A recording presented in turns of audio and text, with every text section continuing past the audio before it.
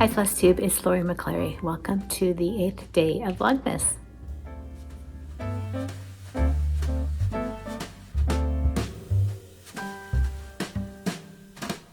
Hi Flosstubies, it's Lori. So today's video is going to be really short because I just don't have a whole lot to share with you. If you've ever had one of those days, I had one. So I can share with you what I got from the Jingle Ball.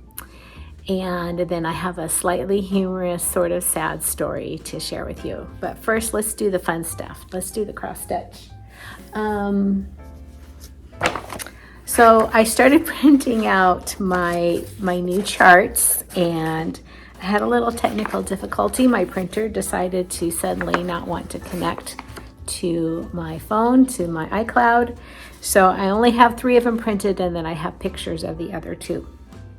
So I didn't get a chance to get all of the free ones printed into my file. So I did download a lot of the free ones, but I don't have those to share with you. But I do have 5 charts that I bought at the Jingle Ball to share. The first 3 are Stacy Nash, and they are fantastic. I love every single one of them. So aside from the really cute little gingerbread boy and the new little mouse animal cracker, Stacy also did some exclusive. This one is the Santa's Coming to Town sewing roll. So these are Jingle Ball exclusives, and I am guessing, don't hold me to it, I can't speak for Stacy, but I'm guessing that these will become available at the next Jingle Ball. But this is the first one that I got, and I'm pretty sure I'm going to do it just like it shows. It is so cute.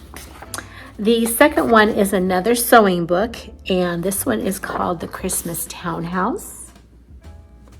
And it has a front and back. I think it's just darling. I love this so much. And then the third one is another new animal cracker release. And at first I thought it was a badger. And then I was watching, I think, Nicole Spohr, and she said it's a skunk. So I looked closer and she's right, it is a skunk. And this little skunk is called Sugar. And Sugar is just darling. Look at that sweater. Isn't that cute? A funny thing about the word sugar. So my youngest son, his father remarried, and he has a little sister. And he had to learn how to say a new word in place of a word that we can't say here on Flosstube, but it starts with an S. And so he has really gotten into the habit. She's 13 now, I guess. Anyway, so instead of O, it's O Sugar. And so that's, so when I heard that, I thought of that. Okay, the other 2 that I got were Teresa Kogut. And the first one was Frosty Pals, and I hope that you can see that without too much glare. So it's another little pocket, and it has 3 little stands up, Mr. and Mrs. Santa, and a tree, and it is just adorable. And then this last one, so I got a sneak peek of this back in the spring when we were at a girls' weekend. I didn't see the whole thing, or maybe I did. Maybe I just saw the mock-up or the painting or something. I don't remember, but I have been on pens and needles waiting for this to come out, and I am so excited. And that is the Midnight Santa stocking. And again, I hope the glare isn't too bad, but there's Santa smoking his pipe, and we've got a beautiful wreath and a white house and some willow trees. And I am just so excited to start stitching that. I hope that's coming through okay. It's all over social media, all over Instagram, and several people have shown them on their Flosstubes, I believe. So hopefully, if that wasn't a clear picture, you will see it on somebody else's video.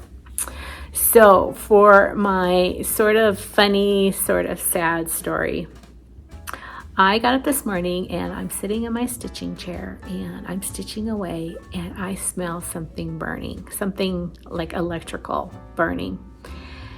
and I kind of smell it, and then it goes away, and then I kind of smell it. So finally I got up and I start walking the house using my nose, trying to figure out what it is that's burning. And I go into every single bedroom, and I'm looking at my stitching light, wondering if that's the problem, because I keep catching the kitten chewing on the cord. And every time I think I've identified it, you know, kind of the area it's coming from, then the smell kind of goes away. So I sit back down and I stitch a little bit longer, and then I smell it again, and then it dawns on me that the sound of the heater isn't quite as loud as it usually is. So I go over, and sure enough, one of my brand new heater components is not working at all. And you can tell that there's like a little bit of smoke from the heater. So that was it. So I had to turn the heater off. It's in my great room here. And it's like, oh, so I called my very nice contractor and I said, hey, the heater that you just installed in late October isn't, I think it burned up. It's not working. I can smell smoke. I turned off the heat because I'm afraid it'll catch fire. So he's like, oh, no problem. I will be there this afternoon. I'll take a look at it. So I built up a fire this morning, and, you know, to keep the house warm. And he shows up early this afternoon, and he's, you know, kind of troubleshooting it. And he takes, you know, he checks the electrical. He determines that it's getting power, and he can see that there's a little bit of, you know, smoke, where you have little remnants of smoke on the outside of the heater. And so he takes the cover off and he pulls it out, and he's like, oh, you have a visitor. So what happened is, and I know that Fiona brought in a critter and I didn't catch it.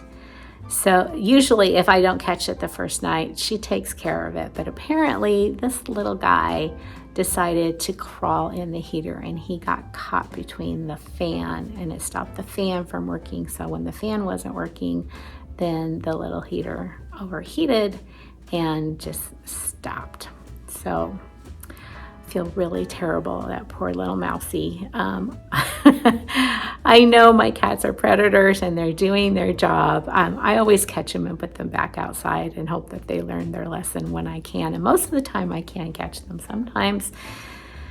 Sometimes nature just has to take its course, and the cat gets it, and I come, you know, into the room and find a little present for me.